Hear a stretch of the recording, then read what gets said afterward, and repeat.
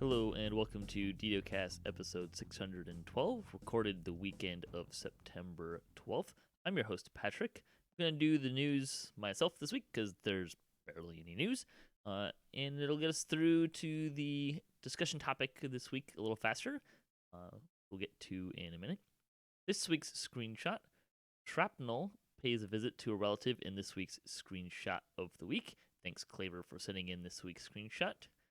Always love the Lord of Blades armor type, or in this case, the Blade Forged armor type. We like to talk about Dungeons & Dragons online nearly every weekend. You can catch us through Twitch, YouTube, the DDO forums, iTunes, or from our website, DDOCast.com. DDOCast is hosted by Cyber Ears, the awesome podcast hosting network, and shows are usually available within a few days of recording. The next show will probably be next weekend, and you can stay updated by following us on our social media pages or our website, DDOCast.com, with our calendar. On the podcast this week, we're going to be continuing kind of the discussion of what kind of characters to have in your stable, to have kind of build types. And we're going to focus in on tanks today and building a tank with our guest Benton.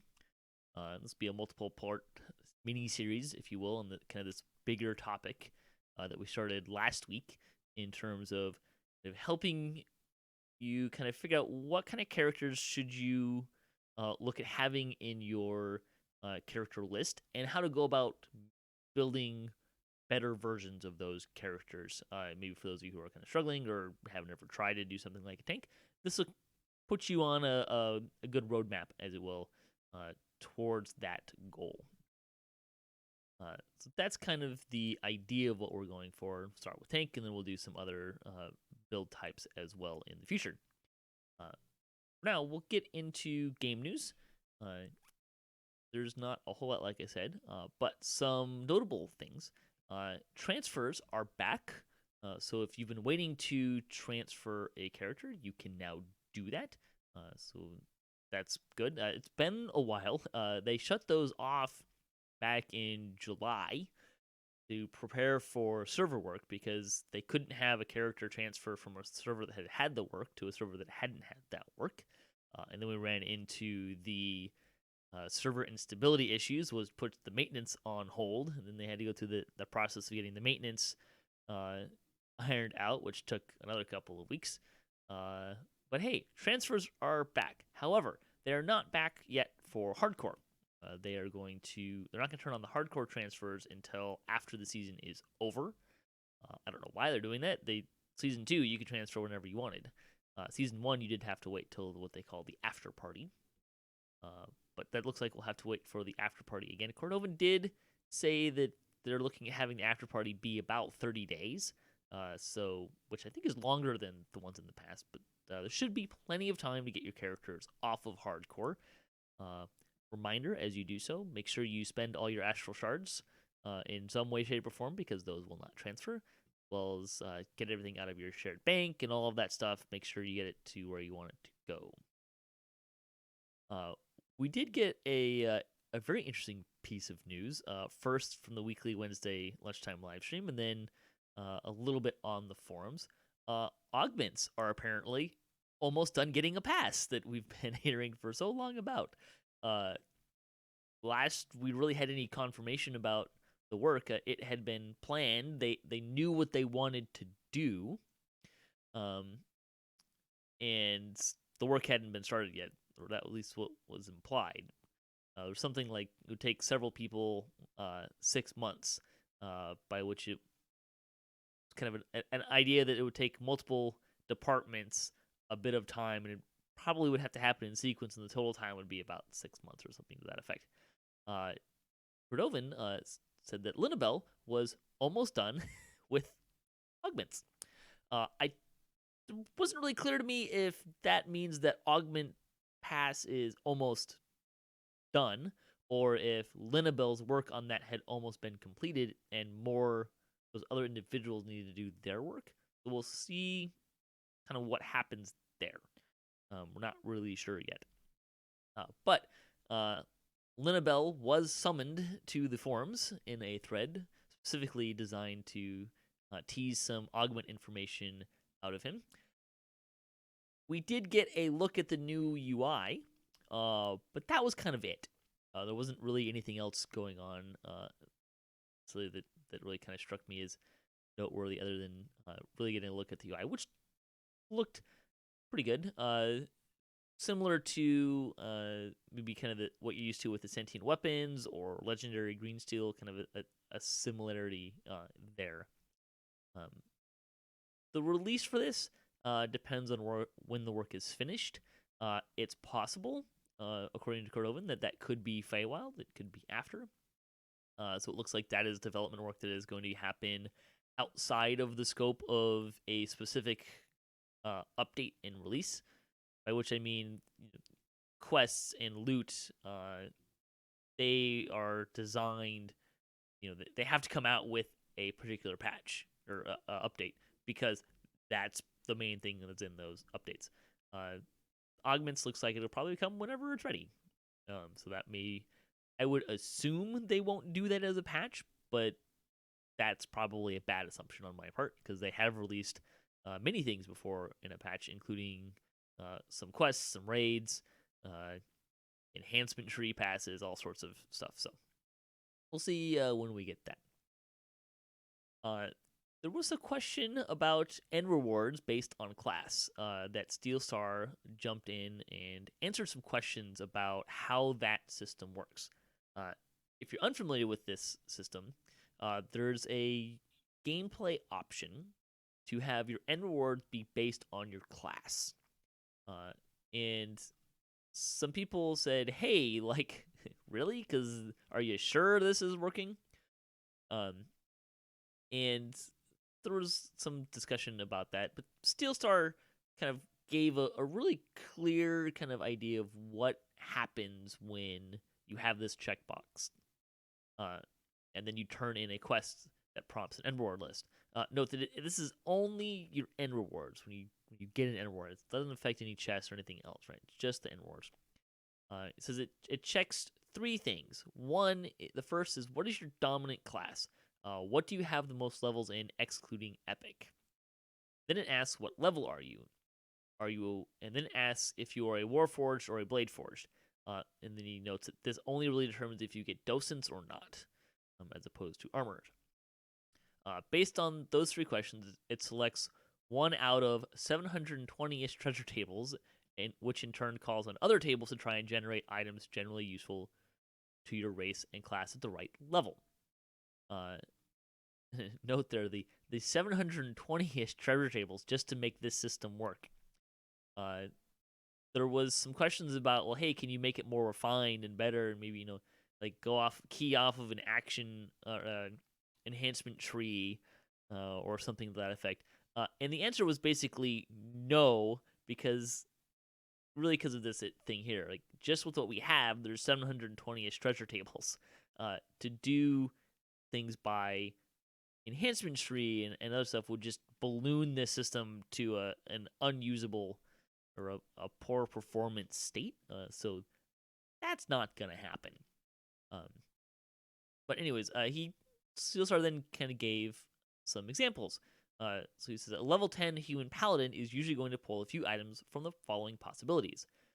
A minimum level 10-ish weapon. Could be any melee or ranged. You can rarely pull spellcasting stats on this, but it will usually be martial. A minimum level 10-ish non-tower shield. Minimum level 10-ish heavy armor, or an accessory like boots, ring, etc. A human wizard, to compare this by, is usually going to pull a few items from the following possibilities. These are all minimum level 10-ish. I believe that kind of means that they should be at most. I guess it would depend on they made it depend on the quest level, so I'm not sure if the minimum level, how varied that will be. But these are all minimum level 10-ish. So a club, dagger, or quarterstaff that can rarely pull spellcasting stats, but it will usually be martial, which seems kind of strange. It comes later. A simple ranged weapon, which can rarely have spellcasting stats on it, but it'll usually be martial. A set of robes, an accessory, a wand, a club, dagger, or quarterstaff with specifically spellcasting stats, or a scepter with specifically spellcasting stats. So it kind of breaks out the non-spellcasting and then the spellcasting stuff. Then he did say, again, it is not realistically possible to adjust the system to handle feat or enhancement choices. The system would grow exponentially, and it's already gigantic on the back end. While they could make some nudges on the system, a larger overhaul would take a significant amount of time. So don't hold your breath. And to be honest, I don't know that. I mean, I don't feel like that's like doing a massive overhaul of that system is going to really do a lot. I mean, it does help if you're trying to get started, I think. But most players I know, like they turn this system off very quickly, unless they're like I'll use it on when I'm looking for some stuff specifically, or like say on hardcore I used it when I was playing a monk in season 1, because I wanted to get some monk specific things as opposed to getting a bunch of armors that I couldn't use. But I mean, you pull so much loot. I don't know that we'd get a lot of bang for our buck if you really overhauled that system. Bonus days through the weekend. You can get double Commendations of Valor through September 13th. Store sales, double bonus points through September 13th as well. The sale for the week is Rise Again, 25% off of select reincarnation items, healing items, spell point potions, and quest XP elixirs through September 17th. You can also get a Petal Pink hair dye with the coupon code Petal Pink Hair through September 17th. So if you like cosmetics, there you go. Make sure to pick that one up. They do hair dyes occasionally. So it's kind of fun. That'll bring us to community news, the 396th Chronicle. The community spotlights this week. The creator of a long-running blog about monks and DDO, Teacher Sin, is taking the next step of creating a guild, so you can check out that if you're interested. DDO Central is celebrating its 6th anniversary, so you can read more about that. The comment for the week: what is your favorite portend of a party wipe? Probably the tank going down. Maybe not my favorite, but one that usually bodes poorly for the rest of the party when the tank goes down. So that's always creates some interesting things. See the fan site news. We got a shout out for our episode last week talking about creating a stable of characters. DDO Players News decides what miniature is in their latest show. Mickey raids for week 188. DDO Stream features Brighter Days Ahead in raiding and giant hold. Rock and Fens have a Cobra Kai edition, and Zer Smash does a 100 favor run. Also on Twitch, Sig Trent role plays and tries out for the Harpers. Nivialon shows the Kenneth Raid Club, and Earthstar DDO runs Reaper 10. And on YouTube, Axel gets deep into Reaper self-healing, Sofa plays continues a run-through, and Trunco DDO gets too hot to handle as a guild. Kind of fun to see a lot of new names in those lists as well. Don't forget to check out D&D Night on DDO Stream Sundays at 7 p.m. Eastern. That is our weekly pen and paper tabletop gaming session. It's a fairly large group of folks.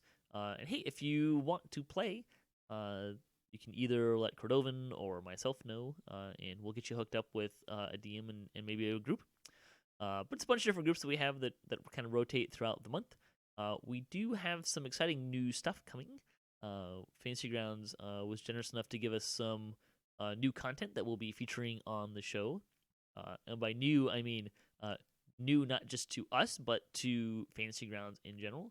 We actually even have some content that is not quite yet even available to play and show. We actually have stuff we have an embargo on, so that's kind of fun. But we'll be featuring that over the next couple of months. You should be able to see some of that as well. And don't forget to check out DDOCast on Wednesdays at 5:30 p.m. Pacific time. That's the Static group that I do on Kyber with some friends. And we had a lot of fun.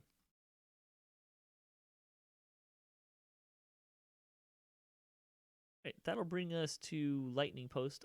Fuzzy Duck 81 wrote in about our stable characters episode. Says that very much a fan of characters having the primary, secondary, and tertiary role ability approach. In many circumstances, trading 5% or 10% damage output for increased defenses and immunity, healing, etc. can make a huge difference. He thinks that everyone should have a healer in their stable, in part so they can realize just how annoying certain player styles are to deal with, and try not to do it anymore. Yeah, that's a common recommendation from folks to have. Make sure you have the experience sometime of playing a healer, just so you can understand how much of a pain you are to heal. Regarding the thing about people who only play healers, the excellent flexibility of DDO's class enhancements mean that yes, while they're all primarily built as healers, their secondary ability can mean they can play quite differently. Like a cleric healer tank might heal from the front lines, rely on charisma and constitution for lots of hit points, turns for the healing bursts, and while having relatively low wisdom, which is very different from a healer caster druid who maximizes wisdom, relies on healing over time, and which needs more planning ahead, and some very solid DC casting, like Earthquake, for crowd control, Sunburst, and Mass Frog for instant kills. Yeah, that's why we kind of oftentimes we don't talk about class-specific things as much, and including in this series, we won't be talking about class-specific things. We'll be kind of talking about more of a build type, because you can do a lot of those crazy things and combinations. Fuzzy continues, find tanks are an interesting one, and in his opinion, a pure dedicated tank is generally the one role you can regard as almost unnecessary 95% of the time, so long as you're in a group that's halfway competent, where frankly they can just end up as less effective DPS, but are absolutely essential in their tanking role for that remaining 5%. Yeah, that's pretty true. That's why my tanks have often, less so these days, but in the past, my tank has oftentimes skewed a little bit more towards the offensive side of things than most, just because that really that 95% of the time I want to be a little bit more useful. Fuzzy's Duck's personal favorite of the tanky type builds played is a Druid Bear, as they can take a beating, have loads of healing, combining Regenerate and Vigor spells plus Consecration is SP intensive but really powerful. Their attacks can hit multiple enemies at once thanks to Strike Through, and a number of those attacks have crowd control effects too. In addition, many of those abilities have direct benefits for team members in addition to holding enemy attention. Yeah, bears are a lot of fun. Even if they don't even have to be a tank, just bears are kind of fun these days. So yeah. That'll end the news portion of the show this week. Thanks for listening to the show. Thanks to Benton for joining me for building a tank conversation, and to all the contributors for DDOcast, and to Standing Stone Games and Wizards of the Coast, and to Cyber Ears for hosting the podcast. If you'd like to support the show, you can visit our website at DDOcast.com, or you can support us on Patreon. If you're doing DDO stuff and you Twitch DDO and you'd like to be featured on our website, you can email me at ddocast@gmail.com, and we'll take care of that for you. You can also hit us up at DDOcast.com for our show notes, MP3s, our calendar, previous shows, and other fun stuff.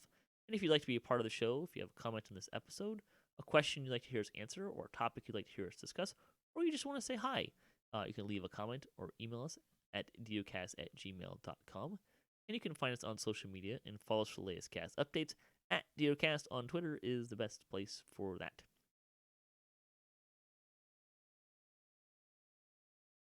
So stay tuned for part 1 of building a tank.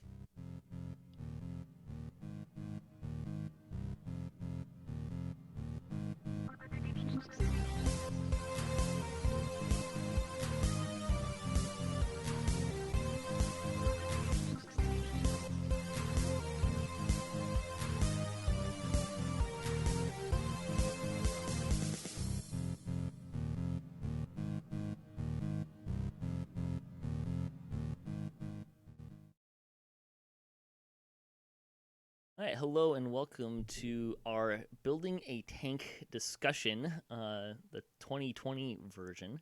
I'm your host, Patrick. With me this week, we have returning to the show, and it's been a while, Benton.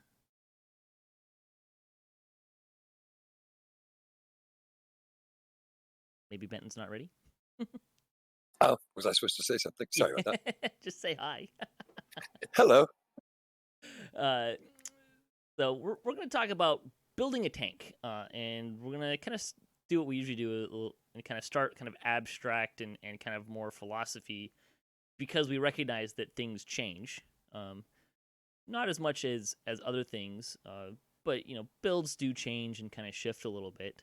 And we have seen a fairly big shift in the tanking world within the last year or two, when a whole bunch of classes suddenly got these percent boost to hit points that they didn't have before. So stuff like that. But we'll get into some of that. But we're gonna kind of start a little kind of more bigger picture. And just to kind of start, I think maybe Ben, why don't you kind of give listeners kind of an idea of what your experience is with tanking the last couple years? Sure. I never wanted to be a tank, so there's that. I was a caster, but as we started trying to do things harder and harder, it became critical to have a tank, right? I think that was the whole point of Reaper and bringing in the higher difficulties, is to bring back some of the more traditional meta, and we needed a tank. Oddly enough, even then I didn't build a tank. When I started off, I was building a healer, right? We were pushing KT up, and we needed healers who could survive. And so I was building survivable healers, and then folks started making me stand in front of the dragon. That happens. Yeah, If you're surviving longer than most people, suddenly you become the tank.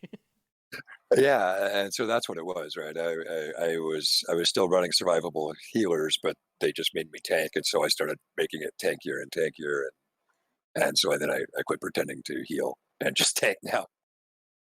And But in I think it's large been part, fairly successful. I would agree, because in large part, one, the healing has improved, and two, the tanking has improved. Yeah, I think we've done some good stuff, and I've made the tankers or the healers work to keep Yeah. me up. So I don't. Yeah, you make it a little bit easy for them, but some of the latest stuff I'm building is questionable. Yeah, and just kind of add on that, like, I think maybe remember back in the days when like Legendary Hound had just come out. We were throwing you in. We're in the same guild as the tank and you were usually on a warlock, like back Yeah, then, yeah, right? Uh, yeah. I was. I wouldn't call that tanking. I would call that surviving. Kiting with style. But yeah, I was the chew toy. Yeah. I think we used to call me, because I was tanky. I was on a DC caster, a DC warlock, but yeah, I was the chew toy. So I would tank legendary hawks for our elite runs. And I mean, Um, those are that was way back. I think you had like maybe 2,500 hit points back then, just to kind of give. And if that, yeah, maybe 2K. I um, think you were over two, but so things have changed a lot. I mean, we have Reaper now for if I mean that changes things, the metrics a lot in there too. Um, and so we're gonna. My experience with tanking is I've had a tank for a long time. It's currently my TR project, so he's been out of the rotation for a long time. And I was really late getting into that, so um, I will say, kind of as a preface, uh, if you want to take your tanking to like that top tier level, that kind of 1% of 1% level, I think tanking, it may be more than the DC caster, but it's one of the builds that you're gonna have to invest in the most to hit that last kind of notch of level, because there's a lot of past lives that really come into play really nicely. Particularly if you start talking about the epic past lives that increase your AC, your hit points, your PRR, and elemental absorption. All things that you really want as much of as you can as a tank, right? If you're throwing lobbing spells and damage and shooting from range, a lot of that stuff is more fluff, but not for a tank. Um, so we're gonna really kind of dive in and kind of talk at a fairly good spectrum here. Like we'll give you some ways to look at that, at ways to increase your defenses, hit points, that kind of thing. But I do want to kind of say up front, like if you're looking to really take your tanking to that top tier level, which you don't have to do at all, but if you want to get there, it does take more investment, I think, than most builds. yeah, I would agree with that. That's kind of funny because originally, I think you'll remember this. I was just trying to bring an alt in to tank for us, because I was told people were telling me, "Oh, you don't need a lot of fast lives to tank," and so I just brought an alt in, and then it You can do some stuff with it, but you just can't push it at all. Well, it depends on where you're at too. I think we're actually a pretty good comparison in this because the tank build that I was bringing in, while I did do a little bit of work and kind of playing the game of kind of the action points and kind of some of that stuff, uh, like I think we both agree that my tank was perfectly fine going in on hard killing time and even R1. Um, back when he was still tanking. I could solo the islands outside on hard. Uh, I was perfectly survivable on R1. Took a little bit more effort than some of the other tanks that we had, like yours and a few other people. Uh, so you can get to that point pretty easily, and that was not a huge investment in past lives or anything like that. But when you start talking about wanting to take it up to some of the other stuff we've done, like recently we did Reaper 8 killing time, and we just did this last week R10 Defiler of the Just. Like when you start getting into that point, you really start to have to get all of that stuff to really get past that step. Yeah, epic past lives are the most important, Yeah. right? And then racial past lives after that, right? For the action points, because it takes so many action points. Yeah, and we'll kind of get into that. I think the next place let's just start with what is a tank. Let's define some terms here because people may have a different kind of understanding. So, what do you think a tank is? Yeah, I mean, without talking about classes or anything, a tank is just the person that initiates combat and holds aggro, while the less, yeah, everyone who is less sturdy than that person is doing damage and trying to kill the mob. And I joke about that because I think with three of us in guild when we were pushing for our first set of wings, it was Jen, Rice, and me, and it was two DC warlocks and Jen on a melee build, and we made Jen the tank. And we would hit him with dodge cookies and stuff, but he would initiate and face tank whatever it was while we pinged it down or plinked it down. Yeah, and I think the key part there is the tank is the person who takes the aggro, the damage, the focus, and in so doing protects everyone else, right? Yeah, And there's lots of different ways you can do that. Like you're talking about, and you don't necessarily have to be a tank to do that, depending on what difficulty level you're on and stuff. It's just about getting aggro and staying alive. Uh, and in so doing, you provide the opportunity for everyone else to kill whatever it is you're tanking. That's kind of the boilerplate version, right? that's pretty much it. Yeah, you stay alive so that everyone else can stay alive and kill it. And the underlying assumption there is that you are able to stay alive and they are not.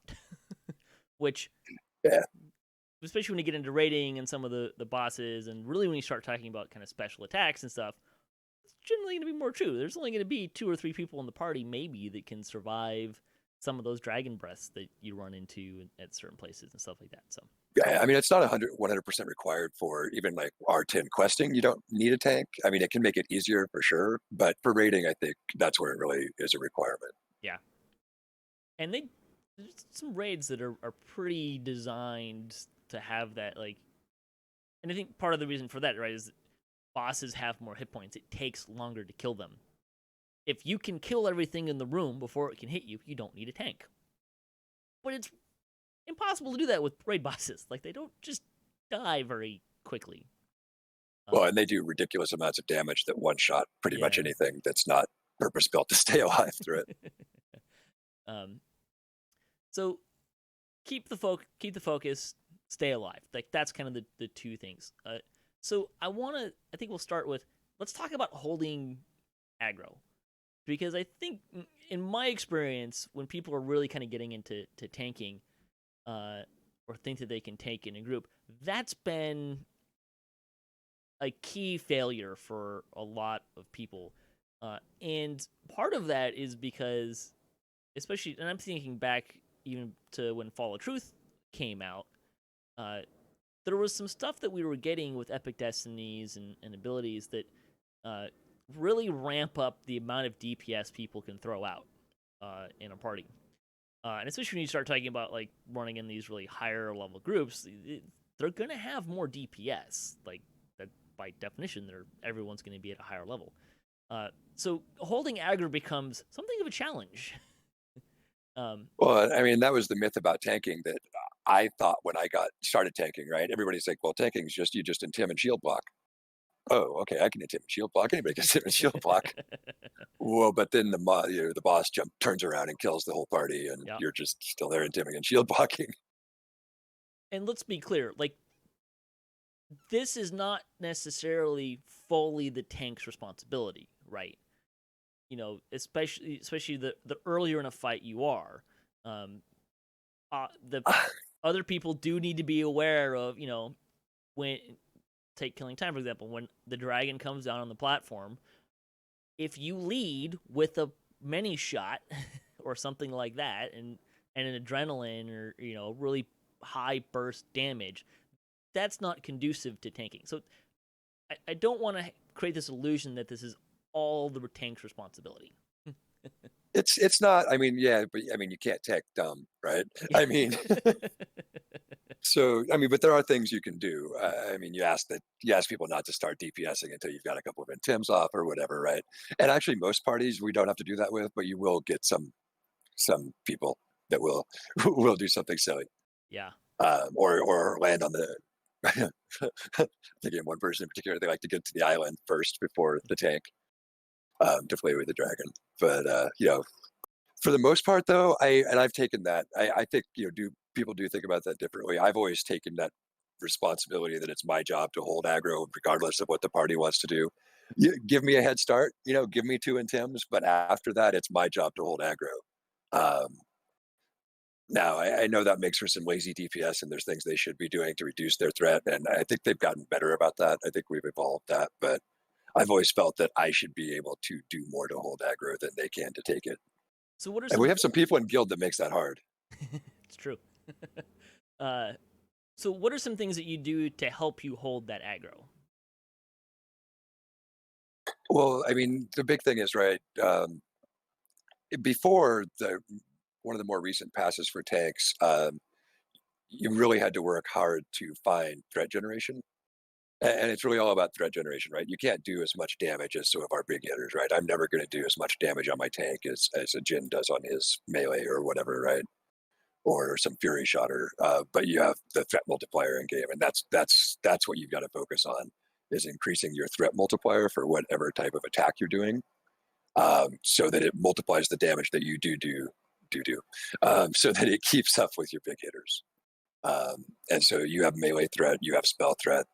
Um, the trick is just to find that magic number that keeps you ahead of the melee, and or the range or the casters, right? The sorks, the cold sorks. Um, Yeah, they've really and added a lot of threat gen in items and gearing, right? Because they not that long ago they like tripled all of those numbers, which they did. helped a lot. And that they also tripled the numbers. I know like the fighter and paladin defender trees have threat generation in like built into the stance, and then you can get more. Um, I think fighter even has like another enhancement that adds some more threat generation. Paladin has a clicky that it's the sixth level 6 core that Yeah, adds the like cores. 200% damage. There's also the Unyielding Sentinel tree has an attack that adds a lot of threat with it. So there's kind of some stuff like that. Blade Forged has some in their racial Mm-hmm. tree. Locke has some in their Light and Spirit tree. It's you don't see these people tanking very much anymore, but Earth Stance in the monk tree also has threat increase. Yeah, the devs hate monks. That's why raids all of a sudden started doing nothing but magic damage, or about Oh, the time of like KT and yeah. RSO. That's another topic, Even Baba. but so there's a lot of threat generation out there. Some of the stuff that I want to highlight with this though is when you have a shield, if you intimidate, even if you can't grab aggro or don't grab aggro or something, it gives you a buff to your threat generation. I believe you have to have a shield for that buff. Yeah, and you have to hit it. You don't get the intimidating presence all the time, Right. right? But it does. If you hit intimidating presence, it'll give you a 400% buff to threat gen. Which is a lot. Oh, um, for sure. So that really I mean, you helps. can get your threat gen up to like 2,200%, right? Mhm. 2,300%. I think 2,400% was the highest I got to, I want to say. And so, if you're doing 200 damage, if you got like good debuffers, right? I've seen my numbers. I've actually had 3-digit numbers with Speedy on his debuffer. So if you take my 1,000 damage and multiply it times 2,200, suddenly then I am keeping up with the big boys Right. on damage. The other things that you can use too, the bear tanks have been kind of popularized in the last couple of years with some of the changes and some people realizing, hey, you could Well, make a pretty good bear tank. and Bear Tank was really the only way to get good threat gen until they did the Right. tank pass and gave everybody else threat gen. Well, the other thing about bear though, not just the threat gen, is they have a special attack that gives you another intimidate. A Uh, couple, actually. right. So that gives you can intimidate more frequently. Half elf is also a race that does get an extra social. They get a second version of each of the social skills. Don't really see a lot of half elves. Or, uh, if you're not going for like that top tier, I think that extra intimidate might be really helpful for you. They don't get a lot of the other benefits that other races can get that kind of might be a little bit more helpful, which we'll talk about, like decreasing damage or more hit points. Yeah, they're So squishy and ugly. So, yeah, but that's something I that's mean, out that there would be too. handy to have two intims, but Yeah, I hear you. but if you're dead, you can't intim. Yeah, there is that. But depending on where you're kind of aiming for, you might get some mileage out of that. I just want to at least highlight the fact that there are ways to get a secondary intimidate. I kind of have hope maybe that they'll uh, give us a few more of those options, right? Like there could be some interesting, like what would it look like if they put a second intimidate in one of the defender trees, right? Oh, that would be awesome. Yeah, it Well, and I mean, you've got the ability through the House C, was it the House C challenges, and through Amber Temple to get the Intim aura too, right. which you can get off cycle so that it intims in between while your intim's on cooldown. Um, yeah, there's stuff you can do in that ways too. Let's see. Anything else you want to say about getting and holding aggro? Um, yeah, I mean, I think the piece that we didn't talk about, but I think you started on it. There are ways for the DPS to reduce their aggro. Things like subtle spellcasting for casters, things like there's fills out of treachery for DPS, goggles that come out of Death House that when you diplo reduces your aggro by 100% for X I think it's seconds. the negotiator spectacles. Yeah, those things. So to PJ's point, while I take it on myself as the tank, as my job to not lose aggro, if you don't have lazy DPS and they're willing to go the extra mile and swap a fill or swap a gear, hit a skill, and swap backs, there's ways that the DPS can really help you hold aggro, Mhm. um, and it will save their lives. We should mention linguistics, which gives Yes. you a 10% reduction on your social skills. Kind of feels like maybe we're due for like an improved linguistics, doesn't it? Like a 15 or Yeah, 20%. Be that kind of would be nice. nice because it does the timer even with linguistics still feels really long. I mean, the time intimidate's only like a 6-second cooldown, anyways. So 10% doesn't really feel like that much. Well, yeah, but if they round down, Eh. that's a second. um, the other thing is, and I think we've kind of alluded to this, but I think it bears mentioning here is uh, tanking, especially recently, has really evolved away from this idea of just intimidate and turtle up. That was a really popular thing against Lord of Blades, and we might see some of that when Lord of Blades goes legendary. I think Nah, that's the most active maybe tanking not. in the game. That's the most fun fight when we did that on Lammy, that's the most fun fight I've tanked. Yeah, And it's I because it is so active. it is. Um, but back in the day, like we did a lot of shield turtle tanking against that because he has a debuff that decreases your hit points. There's ways around that, but it's something, and we'll kind of talk about knowing your enemy in the future here as well. But all that to say is, don't be afraid to swing your sword. or axe or whatever not shield thing is in your hand. There's you create threat by attacking, and there's all the threat gen in the world is not going to give you any benefit if you don't actually swing the not shield thing in your hand. Yes. And to be fair, with Vanguard, you can swing the shield thing in your hand if that's really what you want to do. I actually just this afternoon pulled a holy shield of holy burst out of random loot gen. Like, wow, that's kind of neat. Yeah, and there are some offensive shields. We'll talk about some gear in there. I think that kind of covers the holding aggro part. Let's kind of transition into the staying alive part, and we'll do this in a couple of groupings. And the first one I want to talk about is hit points. Because a leading cause of death of tanks is loss of hit points. Yeah, I recommend you have as many of those as you can. Well, let's talk about getting some of those hit points, right? Because you may have noticed, especially if you're a newer or returning player, when you left, people were probably not hitting anywhere near the number of hit points that they are now. So what are some ways that players can increase their hit points? Well, the number one way, right? The first way people don't think of is Constitution, right?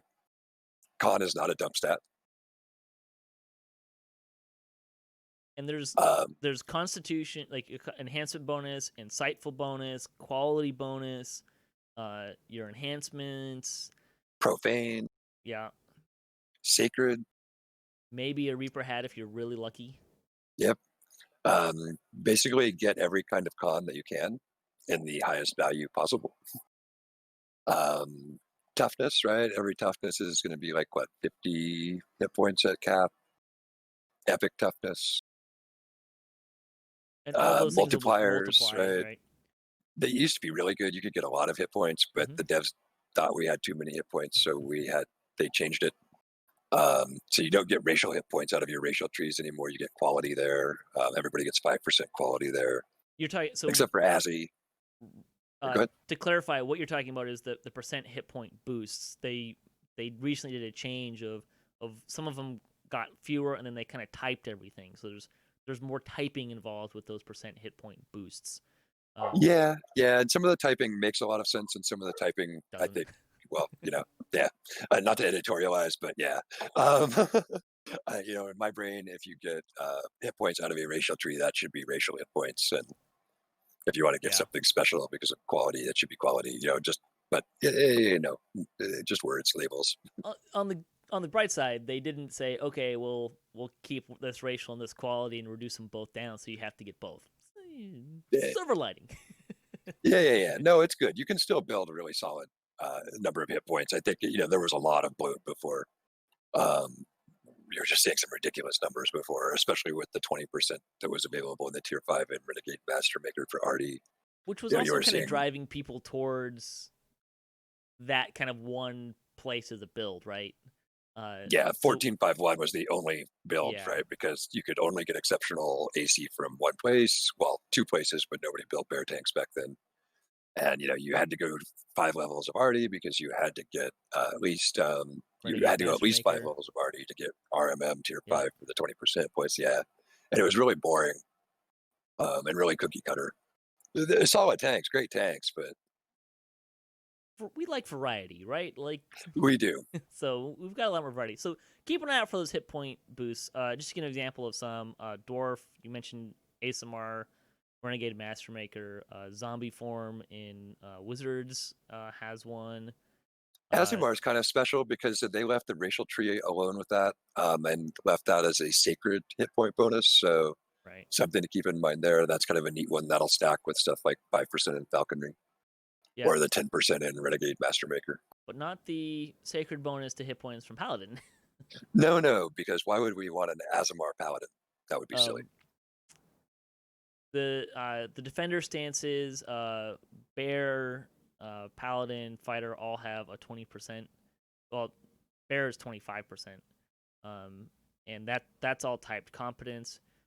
Everyone in Epics also gets Epic Defensive Fighting, which is a 25% competence bonus if you have enough feats for it. Yeah, you've got to invest it all in what, 4 4 or Yeah, 5 4. fighting line fights. Yeah, because you start at It's 5% it's plus 4 5% feet, per. uh, and I think only the two-handed fighting and the single weapon fighting have the perfect forms. Another aside, perfect natural weapon fighting. Maybe too Yes, please. much. um, so percent hit boost, and the nice thing about the percent hit point boost is they amplify everything else, right? We should Yes. mention the one there's one in Unyielding Sentinel. Yeah, As well. you get 20% out of their Yeah. insight, so it stacks Mm-hmm. nicely too. So there's a lot of places where you can get that. Cleric War Priest has one. Favored Soul doesn't have a percent increase, but it does have a one that you can get hit points based on your Favored Soul level, which mileage will vary on whether that's better or worse. If you are I think I did the math at one point. If you're a full Favored Soul, there's a point at which it works out better getting hit points per level, and there's a point at which a percent boost is better. So there's a make or break point there. I want to say that was in like the 15, 16 level range, but I don't remember off the top of my head. False Life, we didn't mention that, but that's a False a life, pretty common. fatality. Yeah. And there's a few different versions of False Life now. Most of the False Life you're going to find is going to be enhancement, the standard loot or standard gear version of False Life. But there's also some profane ones out there now, some insightful ones. They're much less common, I think, than similar kind of abilities and other stats and stuff, but they're there. The other one that I think we maybe can end on in terms of getting hit points, Primal Past Lives give you it's 10 per 10 levels. Primal past lives. I think that works out to like 30 per past life, and then also I guess the barbarian past lives. Yes, Barbarian also gives you a little bit of hit points there as well. Hi, puppies. Yeah, I think we also forgot about. Oh, sorry about that. It's That's fine. one of them. We forgot about the 500 punch while we we're in the room. Opposition. We would be remiss Yes. for not mentioning opposition items. LGS, the number one source of fat hit points. And so for those, what we're talking about here is the Legendary Shroud. You can make items from that, and there's some, I'll say, fairly complicated set bonus metrics that come into play. But one of the simpler ones is you can get multiple items with opposition on their different tiers, and if you have more than one item, for every opposition gem you have, you get a percentage to hit points. So I think if you have 6, which is 2 items, if you have 2 items that are fully opposition, I think you get 18%. Yeah, I'd have to look at the math. Yeah. I thought at one point I thought it was like X% per augment, but it's actually X% base and then X% per augment after that. Something But it like works that, out to yeah. something like that. Yeah. And you get more items, you can just keep increasing that percent boost. More is better. Especially when it comes to hit points. Yes. There is a lot of investment there, though. But if you're kind of looking for some ways to maybe some lower hanging fruit and stuff, and you're not necessarily looking to get to that really top tier, but you just want to become a better tank, even if you get 2 items and 2 tier 1 items with opposition, you'll start getting that percent bonus. Won't be very much, but you can get started on working your way towards that. And tier 1 and tier 2 ingredients for Shroud are really not that hard to get. And we mentioned this with Samus when we were talking about gear. Like, I guarantee you, if you get in a full Legendary Shroud group, if you say, "Hey, I'm trying to get started. Can I have any small and medium ingredients that people don't want?" At least 3 people will just give you theirs. We've even seen that lately all the way through larges. We just hooked up a couple of people, I think Perp and Zach both. We just were hooking them up as we went through with larges to help catch them up. Because really opposition has become a requirement even just for like in-game R10 questing. Yeah. Almost everybody has a minimum of a 2-piece opposition set just to get that extra health. And it does a lot. like you said, even for not tanks. So those are those are some ways that you can really look to boost your hit points. Let's talk about keeping those hit points and talk about healing a little bit. And obviously, healing amplification is kind of the big one here, right? And there's enhancements that are kind of sprinkled around that increase your healing amplification. There's items that can do that.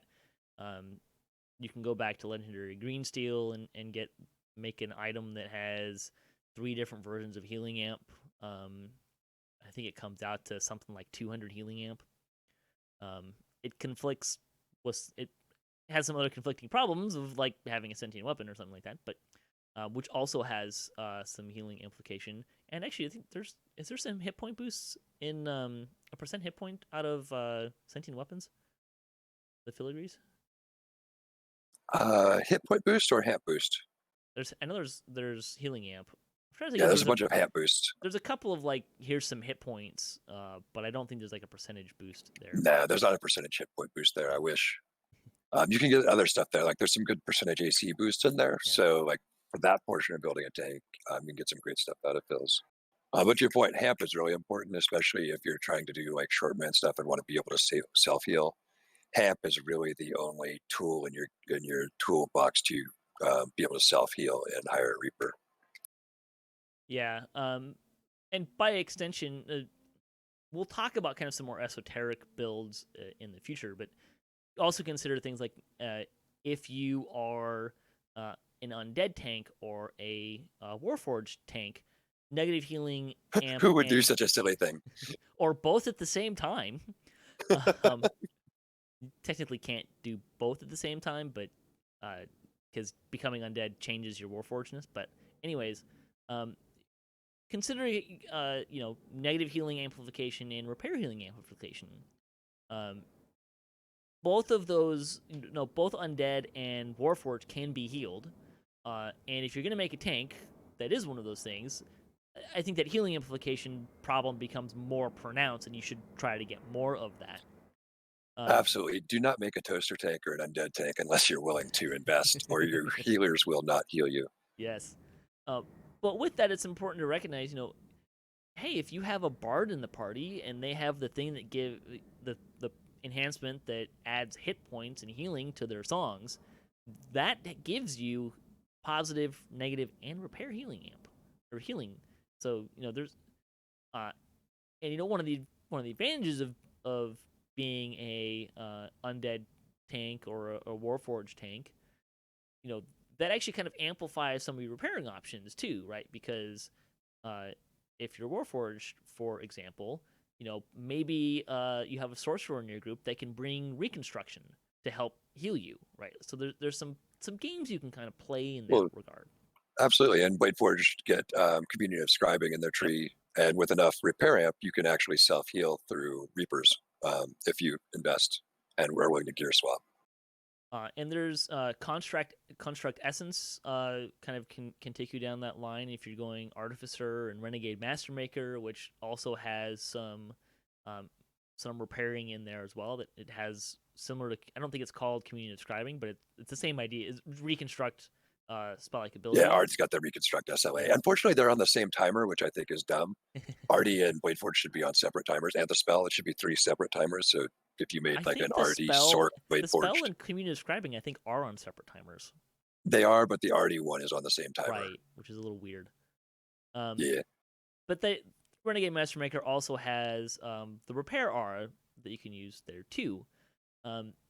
Obviously, self-healing stuff really kind of changes when you start talking about playing in Reaper, because you can have a massive self-healing penalty.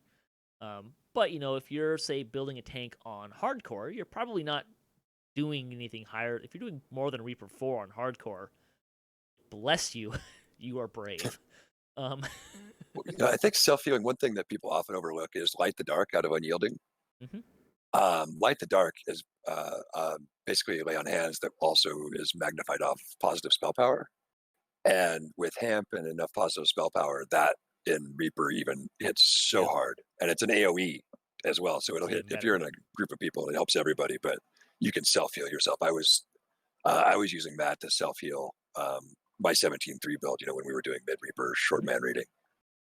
And there's some other tricks that you can play here too, and we'll kind of talk about this other. There are ways that you can other people can make you more healy or repairy if you're undead or toaster, or Right. something like that. But the And healer's friend. Everybody, take healer's friend. If you're going to play a toaster, take healer's friend, and do not, for the love of everything good, do not take the feat that makes you unhealable. Is it fortification, improved fortification? yes. Yeah, do not take that. The one caveat I'll give to that is if you are playing in a static group and you guys are going, like everyone's going to be Warforged and you're going to repair each other, okay, take improved fortification. But there's easier ways to get improved fortification, 100% fortification than taking that feat. And we can probably find Yeah, better things for you to take with that feat, anyways. I remember so frustrating ending up in a raid where we would have our Warforged party and they wouldn't say anything about it, and I'm like throwing heals at them and they're not getting healed. I'm just like, what is going on here? The good news is that undead folks can be healed now, so that was a really nice Yes, change. except for renewal. Please fix renewal. Yeah, right. The other thing that I kind of want to throw in here with when we start talking about self healing, things that you can use to heal, one of the best ways to keep yourself alive, especially when you start talking about playing in Reaper, is to heal your healer. They have the same penalties to self healing that you do. So you can get a surprising amount of mileage out of things. Like if you're Paladin or Asimar, you have healing hands or lay on hands. You can use those to keep your healer up. Absolutely. One of the things that I kind of thought was I saw was underutilized, although action points tend to be tied on a tank. Renegade Mastermaker, you can get the converter. Renegade Mastermaker is already a popular tanking tree, enhancement tree. If you have artificer levels, you can take the enhancement that gives other people the ability to be repaired. And if you have an SLA for reconstruct, you're probably not going to use it on yourself a lot in Reaper because it's not going to get you very much. But hey, you can convert your healer, your dedicated healer, and help keep them alive, right? So we talk I think about. you even did that and kept my tank up that way in some of our raids. So yeah, Yeah, it I've is. done that before. That's definitely happened Yeah, as well. But especially when you talk about look at a raid like Killing Time, a big feature of that raid is separating the party.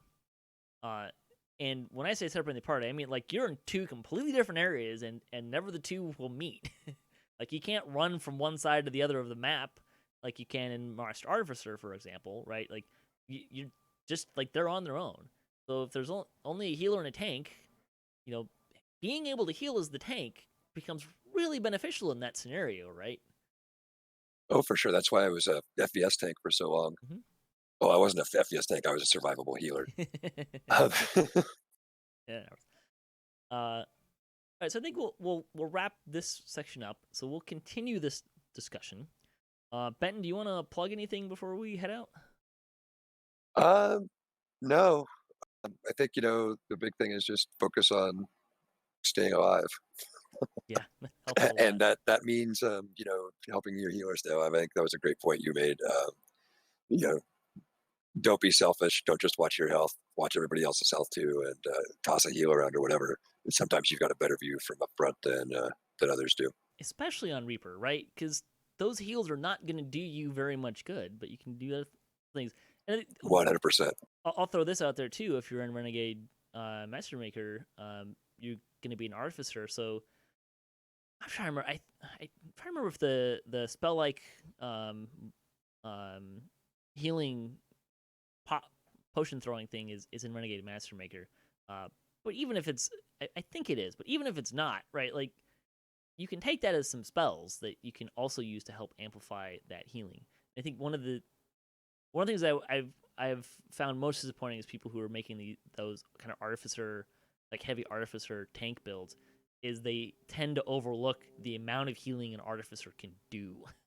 So really kind of look out for that as a tank, how you can heal others. Because again, on Reaper, hitting yourself with renewal on Reaper 10, not gonna get you very far.